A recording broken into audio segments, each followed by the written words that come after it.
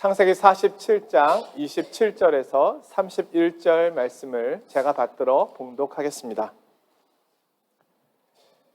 이스라엘 족속이 애굽 고센 땅에 거주하며 거기서 생업을 얻어 생육하고 번성하였더라.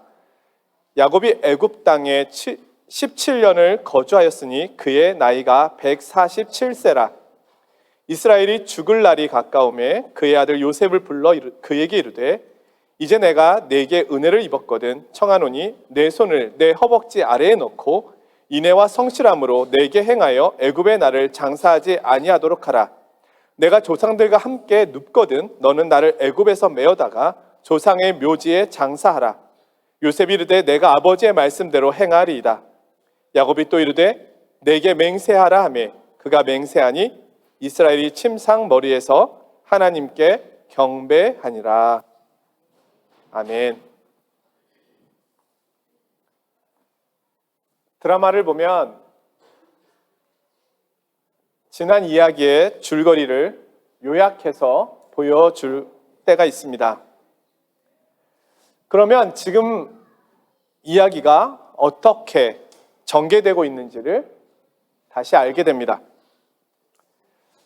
우리는 지금 창세기의 끝자락에 거의 다다랐습니다. 우리의 위치가 어디인지 창세기의 내용을 어느 정도 정리해 보아야 하겠습니다. 창세기 1, 2장은 하나님의 천지창조의 모습을 보여줍니다. 하나님이 명령하시니 말씀이 순종하여 그대로 되었습니다. 그리고 에덴을 만드시고 인간을 만드시고 에덴을 인간에게 맡기셨습니다. 하나님께서 보시기에 좋았습니다. 이것은 하나님 나라의 시작입니다. 그런데 이 나라가 보존되고 유지되기 위해서는 하나님에 대한 인간의 순종과 믿음이 요구되었습니다. 하지만 인류 최초의 인간인 아담과 하와는 하나님의 말씀을 믿지 않고 거역하였습니다. 죄가 들어오고 이들은 에덴에서 쫓겨납니다.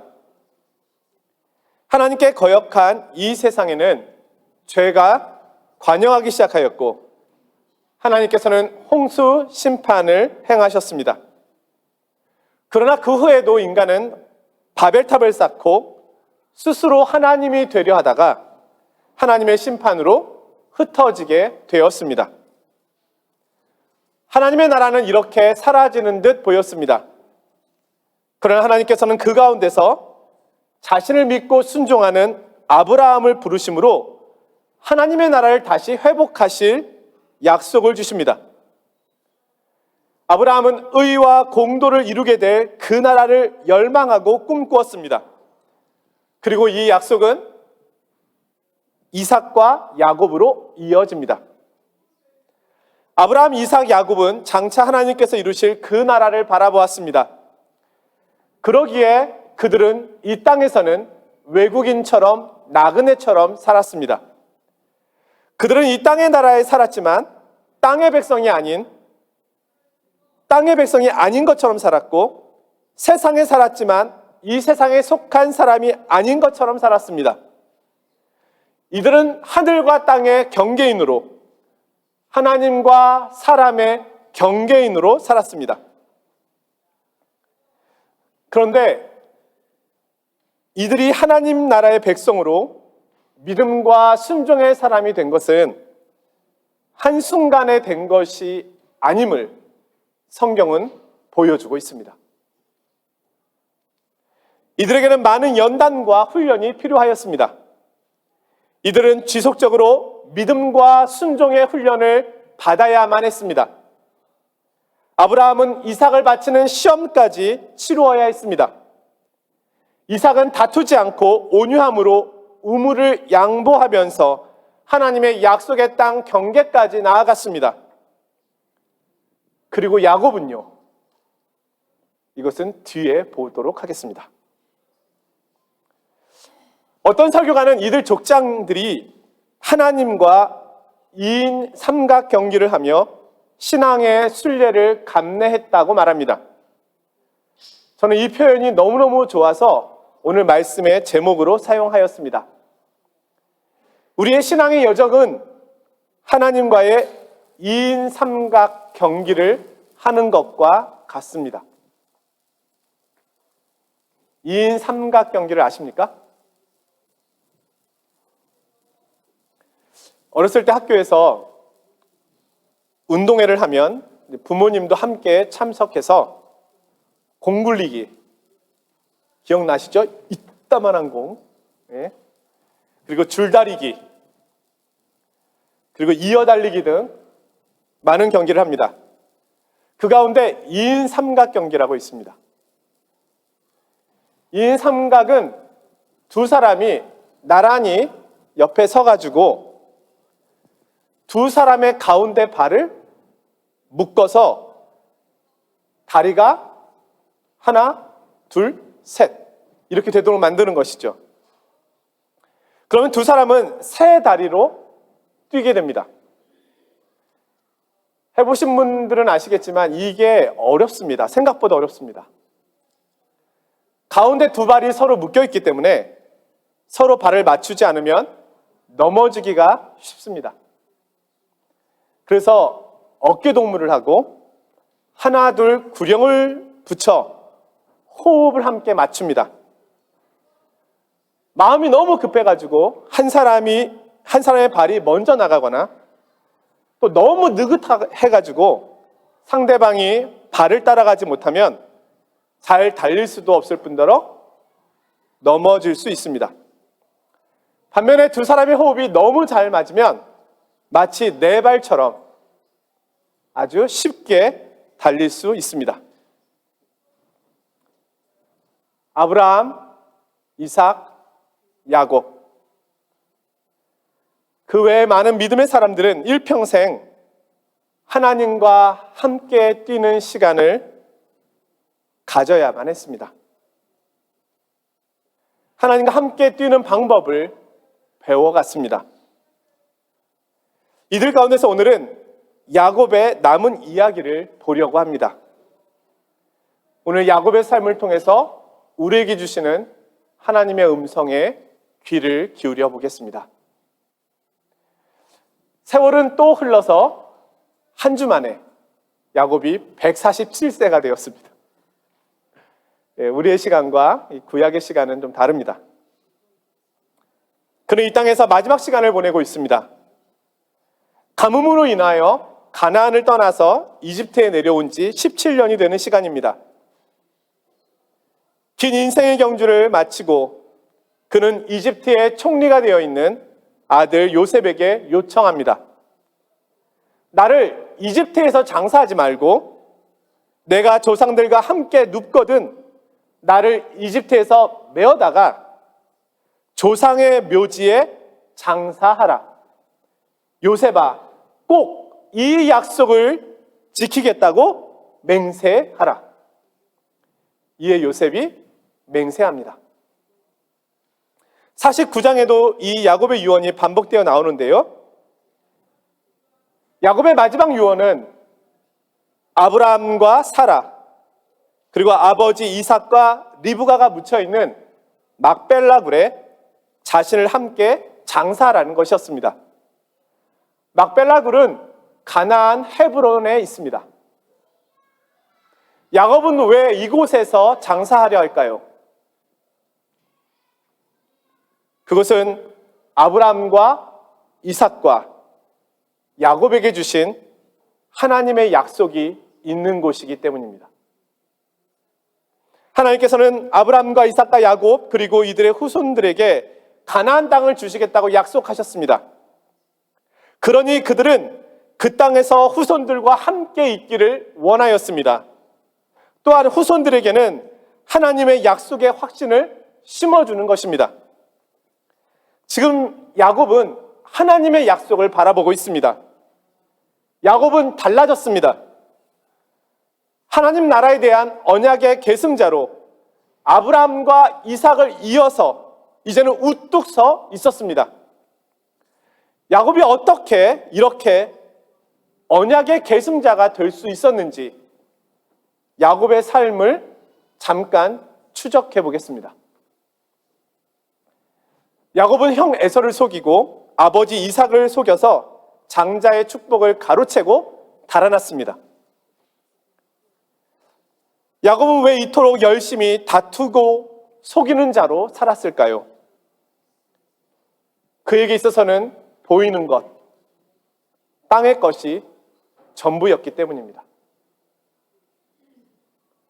그는 자신의 마음에 드는 것은 소유해야 했고, 그래야 비로소 마음의 평안함을 느꼈습니다. 그런데 하나님께서는 그의 시선을 땅에서 하늘로 옮겨주십니다. 하늘의 세계를 보여주십니다. 에서를 피해 달아나던 야곱은 베델에서 지쳐 잠이 들고 꿈을 꿉니다. 꿈에 사닥다리를 보는데 이 사닥다리가 땅에서부터 하늘까지 이어져 있었고, 사닥다리 끝에는 천사들이 오르락내리락 하고 있었으며 그 끝에는 하나님께서 계셨습니다. 야곱은 거기서 비로소 하늘을 볼 수 있었습니다. 이 세상 나라 그 위에는 하늘나라가 있음을 알게 되었습니다. 그러나 여전히 그는 땅의 사람이었습니다.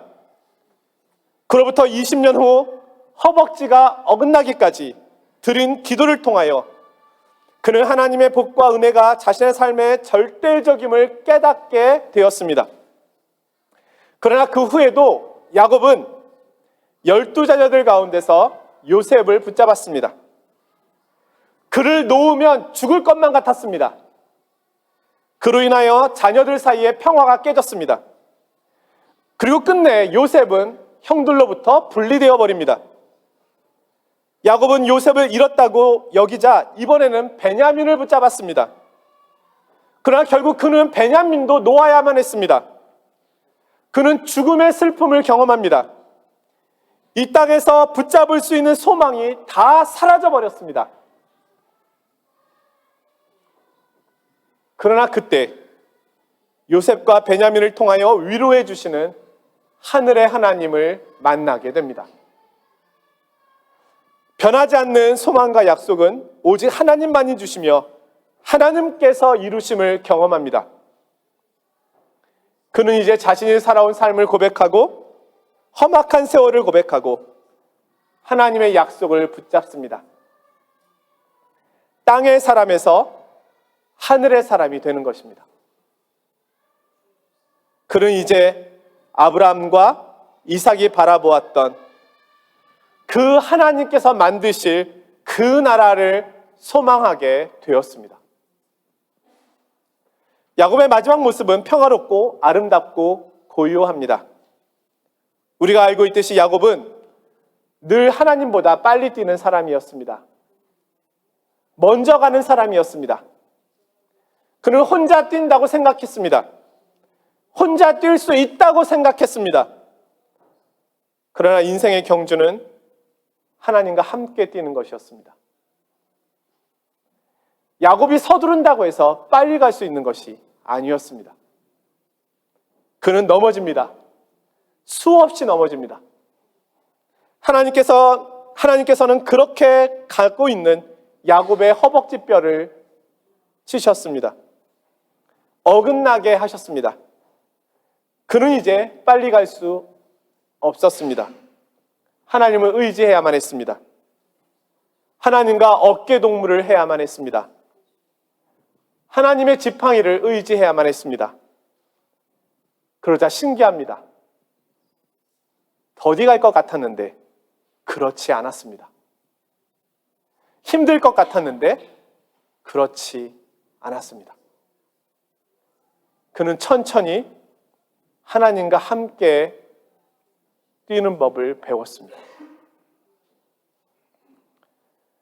그는 하나님과 함께 뛰면서 하나님의 뜻과 계획과 목적을 더 깊이 알게 되었습니다.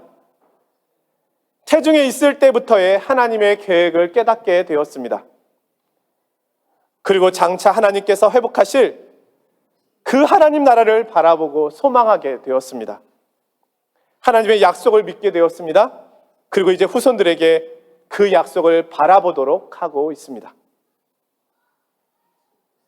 오늘 본문으로 돌아옵니다. 야곱은 지금 요셉에게 자신을 가나안 땅에 묻어달라고 말합니다. 지금 이집트는 풍족한 땅입니다. 하지만 이집트에서 어떤 풍요를 누린다 해도 야곱의 후손들은 그곳에 머무를 수 없습니다. 예전의 야곱이라면 어디에서 살든 복을 받아 풍요를 누리는 것이 목적이었을 것입니다. 풍요를 누리고 있는 그곳이 약속의 땅이라고, 하나님이 복을 주신 땅이라고 여겼을 것입니다. 하지만 지금은 풍요와 상관없이 하나님이 약속하신 땅이 자신이 영원히 쉴 곳이 됨을 바라보게 된 것입니다. 사랑하는 성도 여러분, 하나님께서는 야곱의 하나님이 되실 때까지 빚으셨습니다. 아브라함의 하나님, 이삭의 하나님, 야곱의 하나님. 야곱이 조상에게로 돌아간 후 몇백 년의 시간이 지난 후에 야곱의 후손들은 12지파를 중심으로 그 수가 많아졌습니다. 그들은 이제 이집트에서 나와서 가나안 땅으로 갑니다. 홍해를 건너고 광야길을 갑니다. 성경은 이스라엘 백성들이 광야에서 가나안 땅으로 갈 때 구름의 인도를 받았다고 말씀하고 있습니다. 시내산 꼭대기에 임했던 구름이 성막 위에 임하였습니다. 구름은 하나님의 임재를 나타내었습니다. 이 구름이 낮에는 구름 기둥의 모양으로, 밤에는 불 기둥의 모양으로 보였습니다. 성막 위에 솟은 구름을 통하여 그들은 출발 명령을 받았습니다. 구름이 성막 위에서 떠오르면 출발 신호로, 성막 위에 구름이 머무르면 정지 신호로 이해하였습니다. 성막에서 구름이 떠오르지 않으면 이틀이든지 한 달이든지 1년이든지 머물러야 했습니다. 반대로 반나절 만에라도 구름이 떠오르면 다시 이동해야만 했습니다. 하나님께서는 이스라엘 백성들의 방향뿐만 아니라, 행진의 방향뿐만 아니라 행진의 속도까지도 결정해 주셨습니다.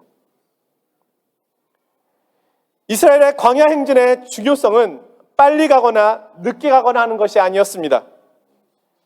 초조하거나 불안한 것이 아니라 하나님과 함께 걷는 것이었습니다. 그들은 하나님께 순종하였습니다. 성도 여러분, 성경 우리의 신앙의 경주를, 신앙의 여정을 달리기에 비유하기도 합니다.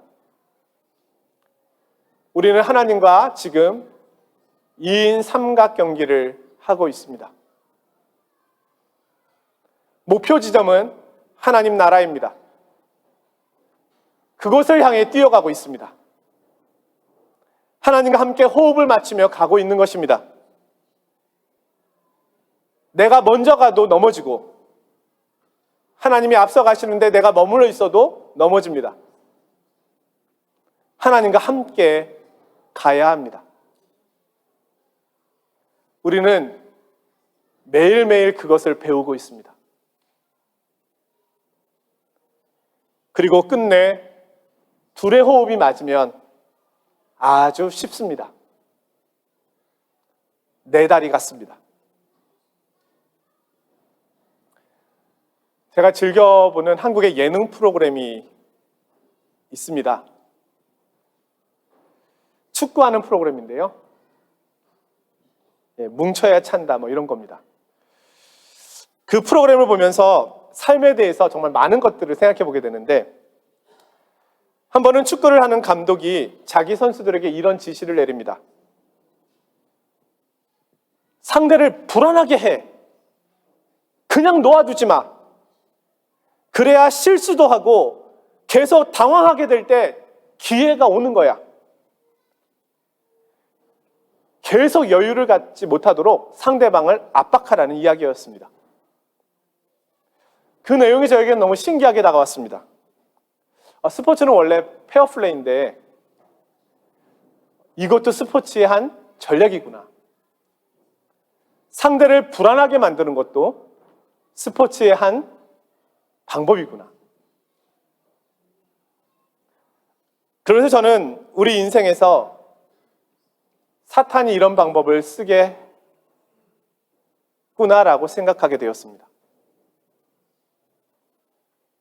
우리를 불안하게 하는 것, 확실한 것을 보지 못하게 하는 것, 계속 우리를 압박해 오는 것입니다. 그러면 평상시와 다르게 불안에 휩싸이고 하나님께서 주시는 평안과 약속에 집중하지 못하게 됩니다. 땅의 것과 보이는 것에 불안해하다가 하늘의 것을 놓쳐버리게 됩니다. 제가 만약에 사탄이라면 저는 이 방법을 강추하겠습니다.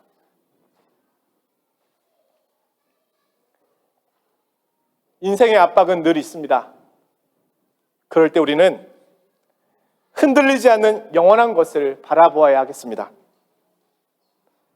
하나님의 약속을 바라보아야 하겠습니다.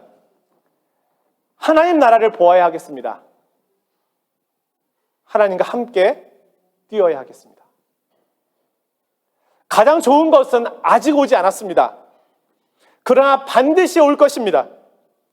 이 땅은 나를 만족해 할 수 없습니다. 하늘의 하나님만이 나를 만족해 하시고 나를 쉬게 하십니다. 야곱은 지금 하나님과의 2인 삼각 경기를 마치고 있습니다. 그토록 사모하던 하나님의 품으로 가고 있습니다. 그는 이제 하나님과 어긋남 없이 살게 될 것입니다. 그는 참된 쉼과 안식을 누리게 될 것입니다. 우리도 영원한 것을 바라봅시다.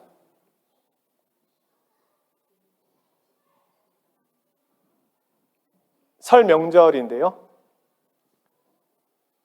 설 명절은 고향을 그리워하게 하잖아요. 우리의 고향, 하나님 나라를 바라보는 명절이 되었으면 합니다.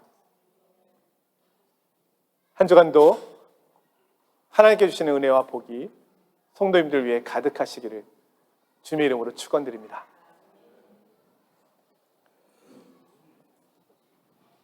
거룩하신 하나님 아버지, 오늘 야곱의 모습을 봅니다.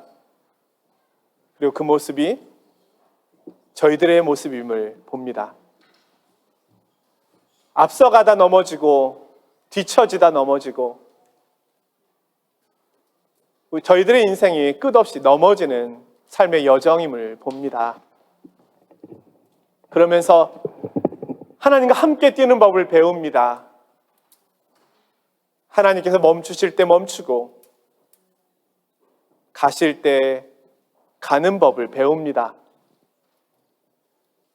하나님께서 마침내 야곱의 하나님이 되셨습니다. 마찬가지로 저희들의 하나님이 되실 것입니다. 하나님, 저희들을 마음껏 빚어 주소서. 하나님과의 2인 삼각 경기를 마치게 되는 날, 영원한 쉼의 자리로 들어갈 때까지 하나님과 호흡하며 잘 달릴 수 있도록 인도하여 주옵소서. 오늘도 함께 하시는 예수 그리스도의 이름으로 기도드리옵나이다. 아멘.